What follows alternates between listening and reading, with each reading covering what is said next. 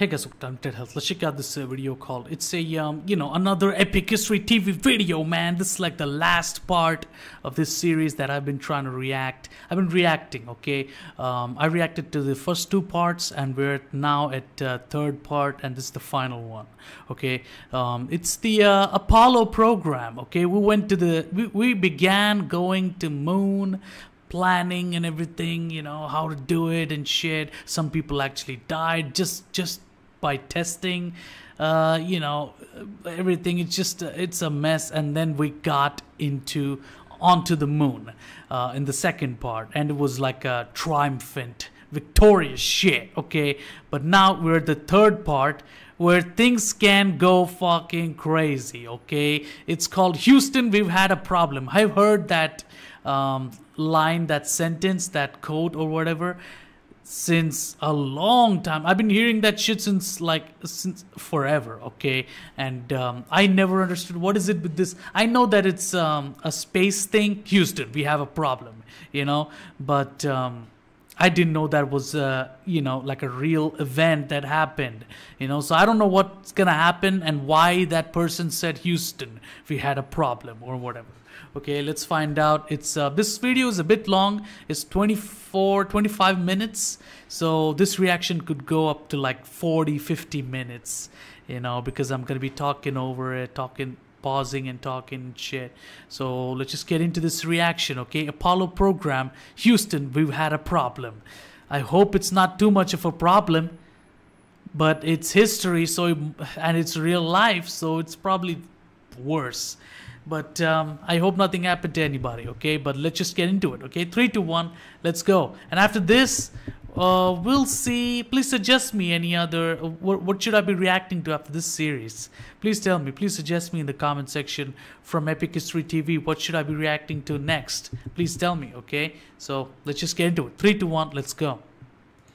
Okay. And I hope... this browser is laggy as hell, man. It sucks. Okay, it fucking sucks. Alright, let me change the quality. Okay, let's just get into this. Alright, let's go. 3, 2, 1, let's go. Fuck. Alright. Shit. Let me enable the subtitles for you. Okay, let me enable the subtitles. Let's go. 1961. Okay. At the height of the Cold War between the United States and the Soviet Union. Cosmonaut Yuri Gagarin became the first man in space. Cool. Just weeks later, the United States launched its first astronaut, Alan Shepard. Okay. I hope everything went well. He was welcomed home as a hero. But President John F. Kennedy knew that if the United States was to overtake the Soviet space program, it needed a bolder mission. Okay. I believe that this nation should commit itself to achieving the goal before this decade is out of landing a man on the moon and returning him safely to the Earth. As Kennedy addressed Congress, the United States had just 15 minutes of human spaceflight experience. Only 15 minutes? No one knew if a moon landing was even possible, let alone in just 9 years. Shit. It would be an unprecedented engineering and scientific undertaking. Yeah. Marked by heroism. Like, I mean, how do you even get to moon and how do you even plan on getting there? It's like you've seen this thing in the sky during the night and it looks all gray and it looks like a fucking ball, but you don't know that it's an entire planet, and once you know it, you're trying to go there. How the fuck do you even plan that? That's like impossible shit that you're thinking. And we actually accomplished that. That's like, holy shit, you know. And tragedy. The incredible task of landing an astronaut on the moon would be known as the Apollo program. Part 3, motherfucker. Okay. Houston, we've had a problem. Let's go. On the 20th of July 1969, Neil Armstrong and Buzz Aldrin walked on the moon. Yeah. But now that President Kennedy's goal had been accomplished, interest in space exploration began to fade. NASA's budget was slashed. There would only be resources for 6 more lunar flights. Really? But in its final chapter, the Apollo program would make its greatest scientific discoveries and face the deadliest perils of spaceflight. I'm not sure we can get hit by lightning. We got more than a problem. Oh shit, Houston! That's where he is. You had a problem. Holy shit. What is that? The flight was extremely normal for the first 36 seconds, and after that, it got very interesting. Did it get very interesting as in a good thing, or is it really bad? Oh my god, I don't know what to say. Shit. Apollo 11 landed safely, but it completely missed its intended landing site. Oh really? NASA's plans for lunar exploration relied on its ability to land astronauts at precise points of scientific interest. That's gonna be so difficult. How did they think that that was gonna happen? I mean, they probably did it because they had to calculate the distance and for them to make it back home and everything. But you know, it's like, how do you expect this thing to land exactly in those points? I don't think you can. I would be like, it's not gonna land there. I would be like that. I would already like accept the fate, you know. Holy shit. It would be up to Apollo 12 to attempt a pinpoint landing. Apollo 12, the pinpoint Apollo landing. 12 would aim to land next to the Surveyor 3 probe, which had been on the moon since 1967. Oh, since 2 years. If NASA could hit this precise target, they'd prove that a pinpoint landing was possible. Apollo 12's crew was Mission Commander Pete Conrad, Command Module Pilot Dick Gordon, and Lunar Module Pilot Alan Bean. They were a tight-knit crew who drove matching gold Corvettes to work at Kennedy Space Center. Dang. Conrad and Gordon had already flown. They must be super rich. Like, they probably have like shitload of cars and everything, and they you know, decide to do the most incredible shit, and I hope they succeeded. I really do hope. Together on Gemini 11, and all 3 men had been stationed at the United States Naval Test Pilot School at Patuxent River, Maryland. Okay. But their mission. And then one of those 3 has like a gap between their teeth really big. It's ridiculous, you know. You can land a spaceship there. I don't know, whatever. Almost didn't make it into orbit. 6. As the countdown reached 0, huge thunderclouds loomed overhead. 0. All engines running. Alright. Liftoff. The colossal Saturn V rocket and its exhaust trail were acting as a gigantic lightning rod. Oh shit! What the fuck? 2 lightning strikes shut down the service module's fuel cells. Oh my And god! knocked out the command module's guidance Lightning? That's fucked up. system. But nobody had seen the strikes. All they could see was a barrage of errors and warnings. Holy shit! I got 3 fuel cell lights, an AC bus light, a fuel cell disconnect, AC bus overload 1 and 2, main bus A and B out. Holy In shit! Mission Control, Flight Director Jerry Griffin was moments from calling an abort. Oh my But god! a young flight controller named John Aaron was able to interpret the chaotic data and come up with a solution. Huh? What did you do? With no time to explain, he relayed an obscure instruction to the crew. Apollo 12 Houston, try FCE to auxiliary, over. NCE to auxiliary. FCE to auxiliary. Holy shit! They can't even hear properly because the voice quality or of the mic or whatever, it's really horrible, and you can't tell the difference between N and S. Holy shit! Because like I said, it's just not audible enough, clear enough, you know. Dang. Command was so obscure that neither the flight director or Conrad had any idea what it meant. Huh. But in the lunar module pilot's seat, Alan Bean understood Aaron's solution. He switched to a set of backup electronics that had escaped the lightning strike. Lightning And the strike. mission was back on track. Huh. I'm not sure we can get hit by lightning. The problem had been diagnosed and fixed within moments. It was a testament to the rigorous training of the astronauts and mission control staff. Okay. The Dang. crew of Apollo 12 continued their journey to the moon and made a safe landing. Okay, cool. Plenty of gas, babe. Motherfucker. Okay. When Pete Conrad set foot on the lunar surface, his first words lacked Neil Armstrong's gravitas, but he more than made up for it with his delight. Dang. Man, that may have been a small one for Neil, but that's a long one for me. Oh. Step off the pad. Oh, that's soft and green. Oh. It's like he's entering a swimming pool for the first time in his life, and he's all naked, and it just it's like, ooh, it's too cold. What the? It's hilarious. I like this more than the Neil Armstrong coat. I know it sounds ridiculous, but I like it. As he looked around the landing site, he saw that their mission had been accomplished. Okay, cool. I see sitting on the side of the crater. When you zoomed in like that onto that small thing, I was like, oh my god, did we find aliens? Holy shit, it was almost like a fucking horror movie. Holy shit. Surveyor, yes sir. It can't be any further than 600 feet from here. How about that?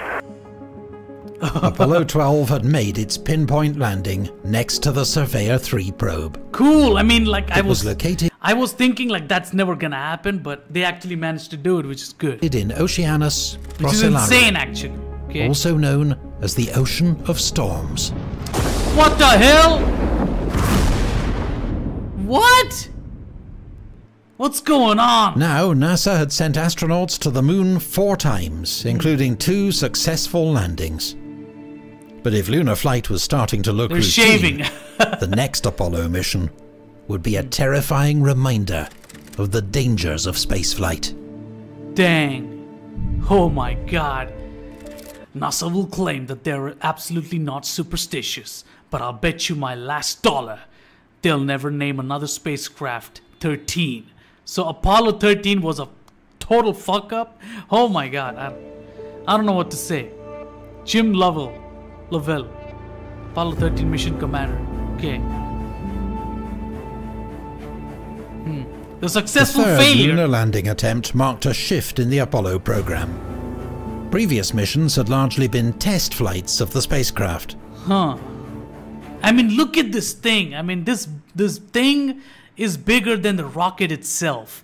A lot of money must have gone into building this shit alone.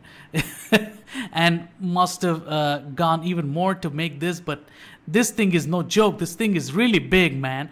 The building that holds on to the rocket, holy shit, that's insane. And also, like, when rocket takes off, there's fire underneath, so it has to hold on to stay still, even though there's shitload of fire all over the place when it launches. Man, I don't know how they managed to do all this. It's like too complicated. You know, I don't know how they even did it. Like, and also, like, you need like you have to be super smart and super like intelligent, and you have to know how to do it. You know, it's not like you make a bunch of mistakes and you can start over. No, there's shitload of money going into everything that you're doing. It must have, like, you had to be perfect no matter what. Oh my god. Jeez. Apollo 13 would focus on scientific discovery.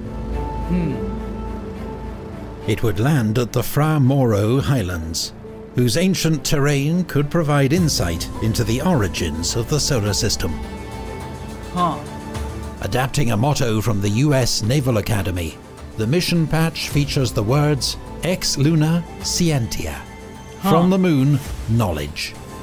Oh, okay. Look at that shit.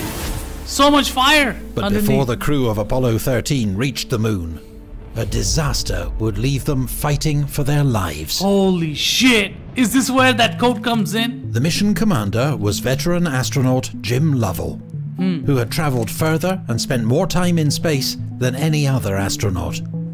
Oh man, he was born in 1928. That's like like the beginning of civilization. Holy shit. And he was 42 at the time of, going on Apollo 13, I guess. His Gemini 7 flight with Frank Borman, his Gemini 12 flight with Buzz Aldrin, and his trip around the moon on Apollo 8, he'd spent 572 hours in space and travelled almost 7 million miles. 572 hours in space. It's almost like a multiplayer game. Ridiculous. He was joined by 2 rookie astronauts, Lunar Module pilot Fred Hayes and Command Module pilot Ken Mattingly. Dang. But just 2 days before launch, Ken Mattingly was grounded after being exposed to German measles and replaced by another astronaut, Jack Swigert. Oh man, that must have really hurt his, must have really hurt his feelings, because he was about to do something incredible, gets German measles. How do you even get that shit? Oh my god, and now he got replaced. Oh shit, Swigert was considered an excellent pilot, but the last-minute change was a difficult blow for a crew that had trained so intensely together. Oh man, that's fucked up. I think he can still do it. Why do you have to it's not it's just a fever, he can manage it, give him some tablets, he'll take it, and he just gonna go in. Is that really that much of a problem? Or maybe it has some severe effects when you go into space or whatever. Bad health might affect even hard. I don't know. I'm stupid. Okay, but let's go. Okay. 2 days, 7 hours, 46 minutes. Mission elapsed time. Okay. Apollo 13, wish everybody there a nice evening, and we're just about ready to close out our inspection of Aquarius and get back for a pleasant evening at Odyssey. The Apollo 13 crew had just completed a live TV broadcast on their way to the moon. But it went no further than mission control. With public interest in the Apollo program fading, no US TV network would carry their show. Okay. As the astronauts packed away their camera equipment, there were a few housekeeping procedures to take care of. Huh. We've got one more item for you when you get a chance. We'd like you to stir up your cryo tank. Alright. The command and service module was powered by 3 fuel cells that generated electricity by mixing hydrogen and oxygen. Oh. The oxygen was stored as a very cold liquid in 2 storage tanks. In zero... Wait, you're telling me some kind of a terrible thing is gonna happen, like a leakage or some shit? Is that why you're explaining this shit?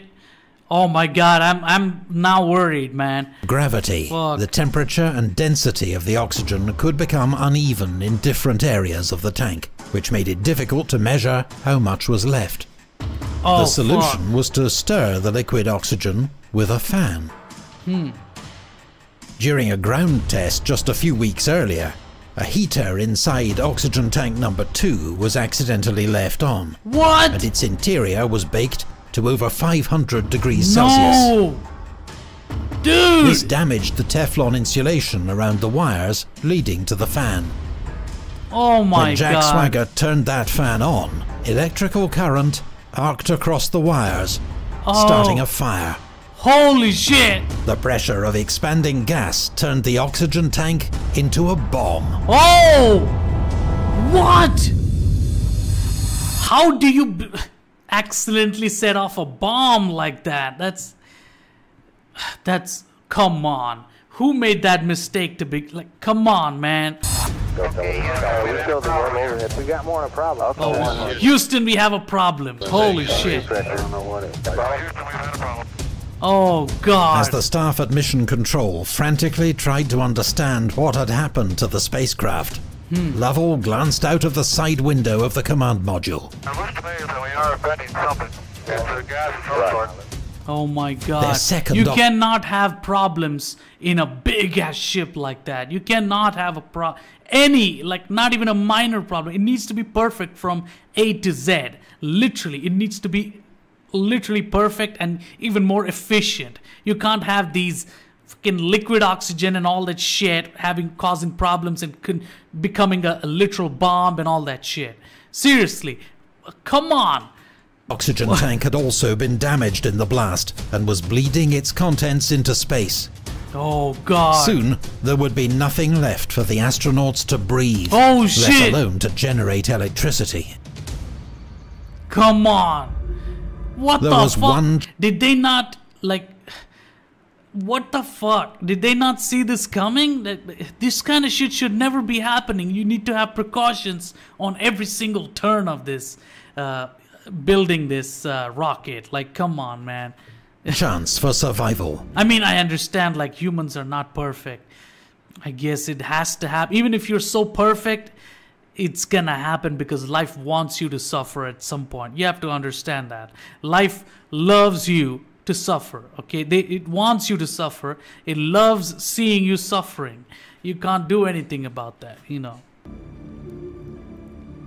Apollo 13's lunar module, Aquarius, had oxygen, fuel, and a descent engine that could be used to put them on a course back to Earth. The crew shut down the command module to preserve its tiny reserve of battery power for re-entry into Earth's atmosphere. Okay, at least get and all back. three of them climbed into the two-person lunar module. There can be another person, there's not a problem, okay? Conditions that a were problem? cramped and bitterly cold. What if 3 persons entered that 2-person, area? Is that going to be a problem? It should not be. Like, seriously, if it's like 10 people entering, then that may be. But 1 more person is not a bad deal. NASA staff worked around the clock to solve countless engineering and navigation problems that put the astronauts' lives in constant danger. God dang. Even like a small instance of danger, you gotta get out. You need to fucking go back to Earth ASAP. Like, seriously, you know? One of the most serious problems they faced was stopping the astronauts from being poisoned by their own exhaled carbon dioxide. Oh shit! That can also happen. Oh my god. The lunar module used round canisters of lithium hydroxide to filter carbon dioxide from the air. But there were only enough of these canisters to support 2 astronauts for 2 days. Oh god. The command module used a similar system, but those canisters were square-shaped. Fortunately, to provide an emergency backup, NASA had developed a procedure during preparation for Apollo 8 to build an air purifier using a lithium hydroxide canister and items found in the spacecraft. The makeshift device was made of cardboard, tape, and an astronaut's sock. But it worked perfectly and removed the poisonous carbon dioxide from the cabin's atmosphere. Shit. That's like somebody in the junkyard decided to make something so incredible. And this is what they came up with, and it's actually working. Holy shit. It's almost like you don't need, like, crazy quality type of stuff at all. You just need things that need to work and to make things better. That's all. That's life right there. Having survived the flight back to Earth, the crew faced re-entry into the Earth's atmosphere.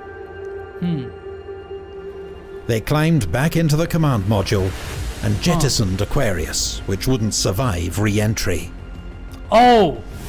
We got the events, Mike. Farewell, Aquarius. Is that safe? I don't think that's safe. The command module had been powered down and left in freezing conditions for days. Its heat shield might have been cracked when the oxygen tank exploded. Oh! Or its parachutes might have frozen solid. Yeah, it needs like a parachute to, like, land properly, because it doesn't have like I don't know. Maybe it needs to fall into like into the ocean or big lake or whatever. I don't know, man. That probably sounds stupid, but let's go. The astronauts were expected to be out of contact with Houston for 4 minutes during re-entry. Shit. But 4 minutes passed. Oh. And then 5. That's fucked up. With no word from the crew. Oh my god. They really fucked it up. But after 6 agonizing minutes, Odyssey reappeared. There you go, the parachutes are there. The astronauts had Good. survived. Nice. Holy shit, that... Apollo 13 failed to land on the moon, but against all the odds and through incredible determination and ingenuity, NASA brought Lovell, Hayes and Swaggart home safely. Man, mission- and it's not even like a perfect, successful, done successfully. No, it's not like that. They failed, but they were able to come back, and not that big of a damage has happened, other than the money, the budget they put into it. But other than that, everything is fine. So let's just celebrate. We didn't do anything, but let's just celebrate. Okay, good. Fuck. And became known as the successful failure. Yeah, it makes sense. Apollo 14 would see the unlikely return of one of America's original space heroes. Okay. Dang. Alan Shepard. Oh, shit. Apollo 14.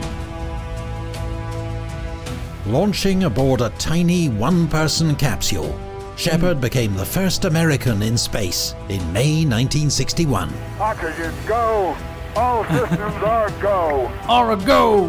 He was due to command the first mission of Project Gemini, but he began experiencing bouts of extreme dizziness and nausea. Oh, shit, what? He was diagnosed with Meniere's disease, Oh. a disorder of the inner ear. Huh. There was no known cure, and it seemed he would never be assigned to another spaceflight. Oh, my God.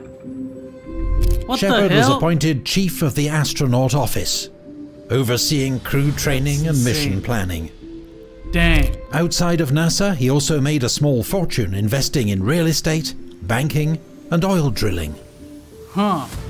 But he was determined to fly in space again. Okay, one last time, In I the guess. summer of 1968, he underwent an experimental and risky surgical procedure to correct his disorder. Okay. Now, Shepard would return All as right. the commander of Apollo 14. Yeah. Cool. Dang, son. He has a big head and, he's got crow's feet all over the face. Holy shit. Okay, he's age 47, was born in 1923. Like, some of these people are so old, the older generation people, and they're so intelligent and smart and so amazing. Wish the current generation was like these people, you know what I mean? It's just the current generation is so stupid.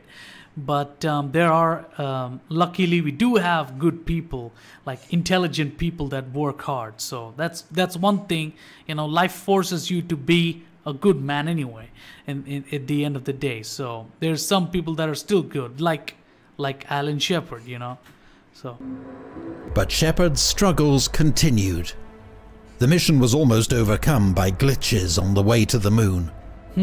After launch, the docking mechanism between the command module and lunar module wouldn't engage. Before lunar descent, the computer tried to abort the landing and had to be reprogrammed mid-flight. What the hell? Finally, the landing radar stopped working just as the crew were approaching the surface. Holy But shit! Shepard had come too far to be stopped by glitches. With the support of Mission Control, he and his crew overcame these problems and made a perfect landing. Nice! Yes! The closest yet to their target. Good! Over the course of 2 moonwalks, Shepard and his lunar module pilot Ed Mitchell ventured further from their lunar module than any previous astronauts. They climbed steep terrain, investigated ancient craters, and gathered more rock and soil samples than Apollo Holy 11 shit. or 12. Dang!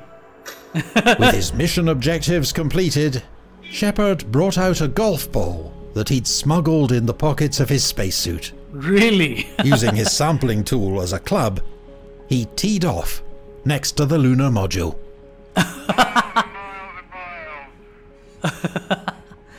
Okay. Cool. Equipped with his 5 senses, man explores the universe around him and calls the adventure science. Dang, Edwin Hubble. Okay. Cool. Apollo 15, the upgrade. The final 1971. 3 missions would be the most scientifically productive, and they were equipped with advanced hardware. Oh, Their upgraded lunar module had enough supplies to support astronauts for 3 days. New spacesuits and backpacks enabled Dang. moonwalks as long as 7 hours. oh shit. And the new lunar rover allowed astronauts to explore much larger areas of the moon's surface. Dang. And also like 7 hours is a long time. You can actually go around and you can even actually play some, you know, hockey or whatever. I don't know, like basketball and shit. You can actually do some activities down there and you can come back and shit.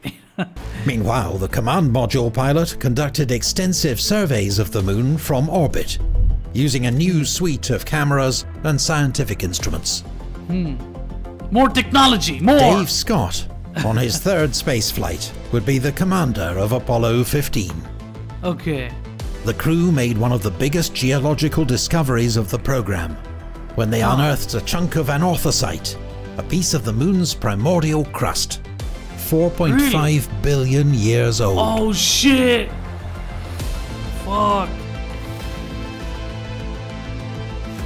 Hey, I would like to see like a rock from a moon. Are there any YouTube videos out there like from NASA or some shit where, you know, they show us a rock and how it actually looks like, and or like the dust from the moon or sand or something? I would like to see, because we don't get to see moon up close like the astronauts. Let's get that out of the, I mean, like, let's be honest, you know. So I would like to see how it actually looks, and you know, maybe that will give me some idea on how moon actually is like, you know. But Apollo 16, okay, let's go. Apollo 16 was commanded by John Young, who had already flown to the moon on Apollo 10. Huh? The Oh, lunar Apollo 10. module pilot was Charlie Duke, and the command module pilot would be Ken Mattingly, who had lost his place on Apollo 13 just days before the launch, Oh and was shit! finally getting his chance to fly in space. Cool.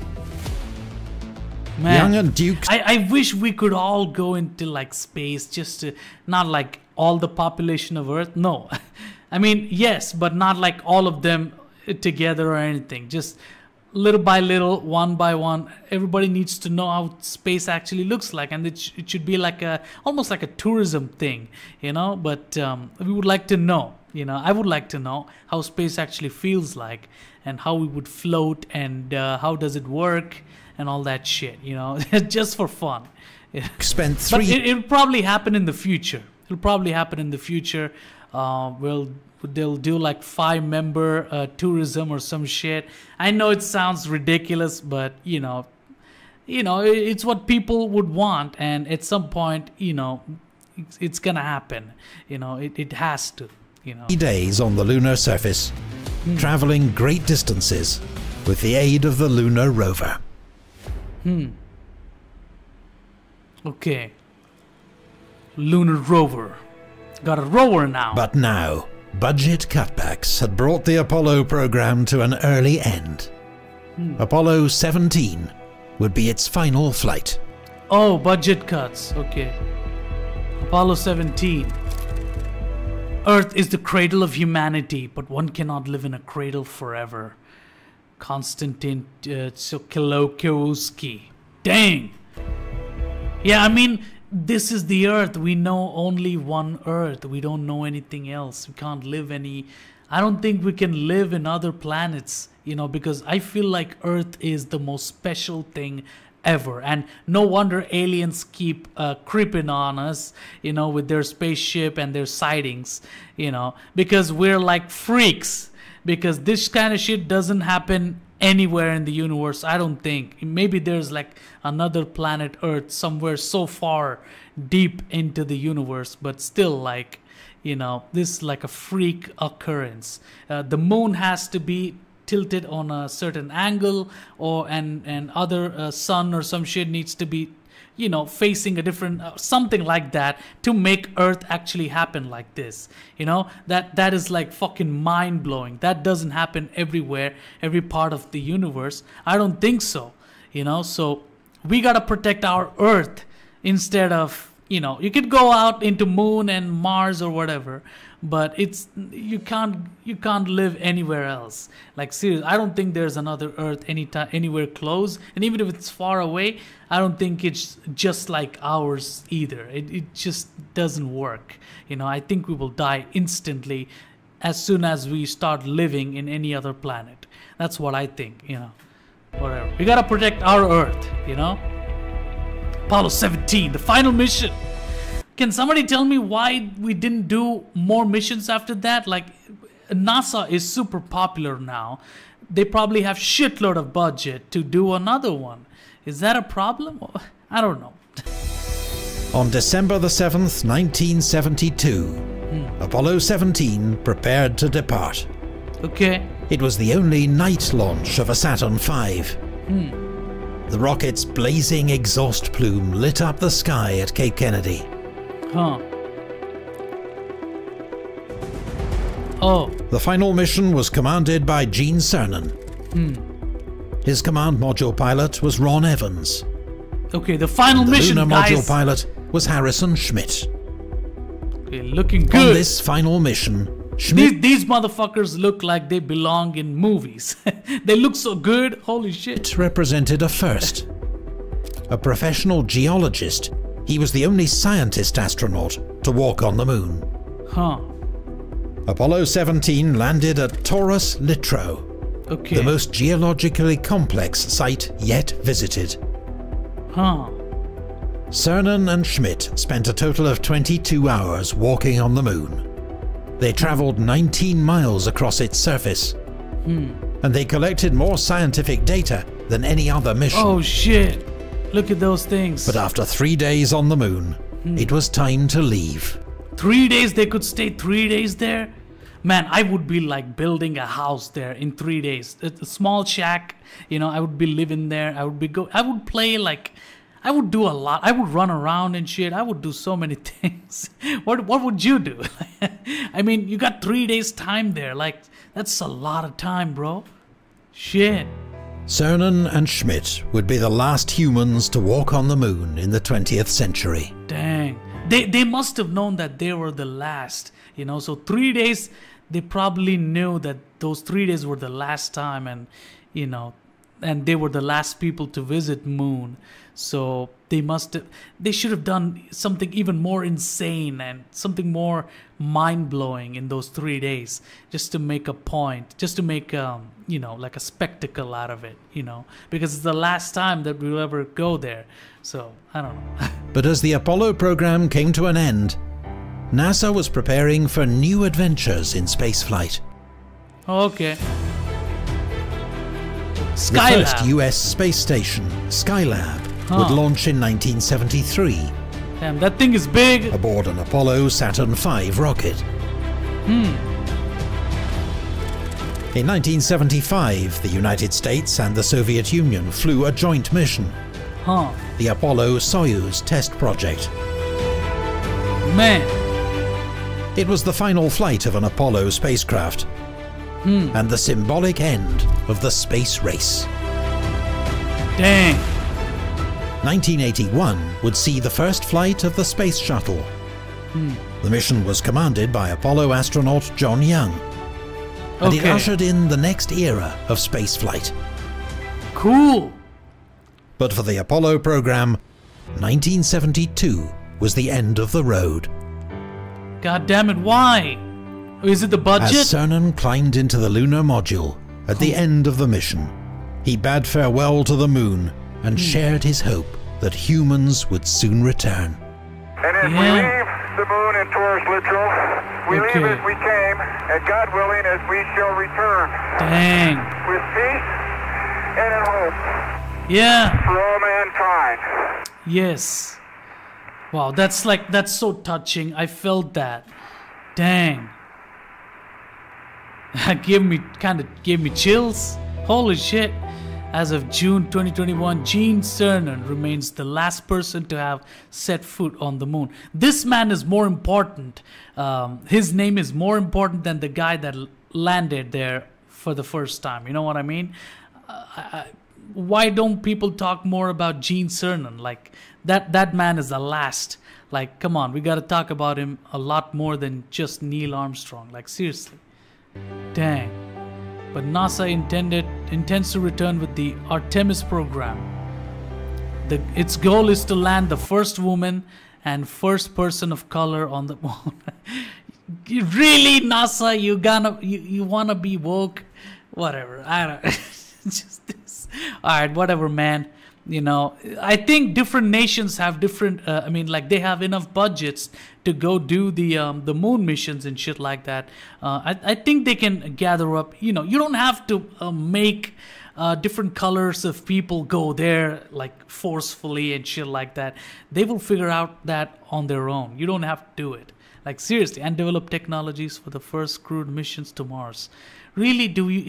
Okay, why didn't you take a woman in the first time anyway? We definitely need like a soldier types astronauts that are tough, and we need men to go in the beginning. But once you're used to going, you need some women or something. Take some women, take a monkey or a dog, take like a black man. What's wrong with that? Why do you have to make a big deal and have to go separately with a woman and a person of color or whatever? Like, really, dude.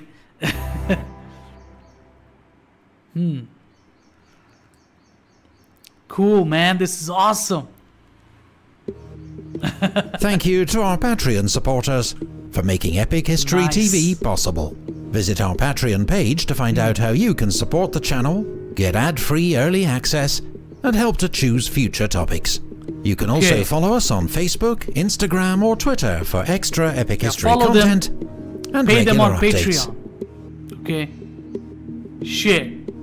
Alright, another video is gonna start up, so I'm gonna pause it right here. This fucking browser is pissing me off. But yeah, that was the the end of that great space mission. That was really fucking cool. I really enjoyed that. Okay, and to know a lot about the history of what happened and whatnot, and also like that the person of color and woman thing. You could have done that in the middle of any of those spaceship things. Why is that so important? But whatever, again, if I say anything, then I'm racist, right? So whatever, I'm not gonna talk about that. But it was like a crazy, so many missions that went so crazy, like it's not always perfect. And that thing really scared me, where the oxygen tank or whatever turned into a bomb. Shit. Oh my god, that actually I was really worried there. Holy shit. But they actually made it back home, right? So that's cool. That's really great. Okay, so Apollo program was not a complete disaster through and through. It was a mixed bag of good things and bad things, and I really enjoyed that. Okay, so yeah, that's it for this reaction. Apollo program, what a great, I needed to see this because I was reacting to a lot of medieval, ancient type of stuff where it's all swords and shields and stuff. It's wars and shit and kings and queens and crazy shit like that. But I needed some break from that because I've been reacting to so much of that, so I was getting kind of tired of it, even though I loved every single reaction that I did, but whatever. Okay, this was a breath of fresh air. We're going to space and all that cool shit. I really enjoyed that. Okay, and all that terrifying tensions, and the one thing that I will never forget is that testing that they did before going to the moon.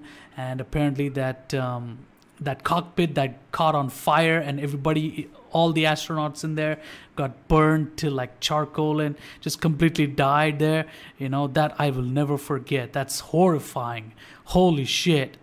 And and can somebody tell me what happened after this? Like, are we not gonna go like a Apollo 18 mission? What happened to that? Why can't they do another one like a big deal, like big, big budgeted expedition or whatever. Why minor things? You know what I mean? I would like them to keep continuing and making, like discovering more stuff. Maybe we could find new materials in other planets that can help us, go across the universe and go miles and miles and cover the, explore the whole universe for ourselves. You know what I mean? Maybe we could find some materials that can help us do that, by searching all these planets. You know what I mean?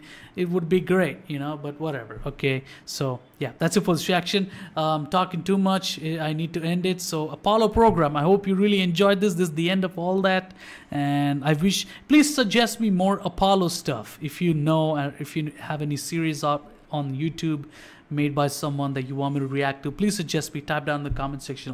I'll definitely note it down and react to it. Okay, so Apollo program, I want to see more about Apollo, because I'm like completely into it. I love it, so I would like to see more of it. Okay, please suggest me more stuff about Apollo. I'll definitely react to it. And that's it for this reaction. If you like this reaction, please subscribe to this channel. It's my main channel. This will upload like once a week, but don't worry, I upload 5, 6, 7 videos at once so that you'll be covered for the rest of the week. Okay, so if you like this reaction, please subscribe to this channel. Show me support. Go check out my backup channel. The link in the description. All the Napoleon stuff is over there from Epic History TV. All the reactions are over there. Go check it out. And if you like it there, subscribe over there. If you like this reaction, subscribe over here. Subscribe to both my channels. Show me support. There's nothing wrong with getting entertained. Okay, so yeah, that's it for this reaction. Please subscribe, and I'll see you guys later in another Epic History TV video. Okay, and one of your suggested videos if you do it. Okay, so that's it for this reaction. Please subscribe, and I'll see you guys later. Goodbye.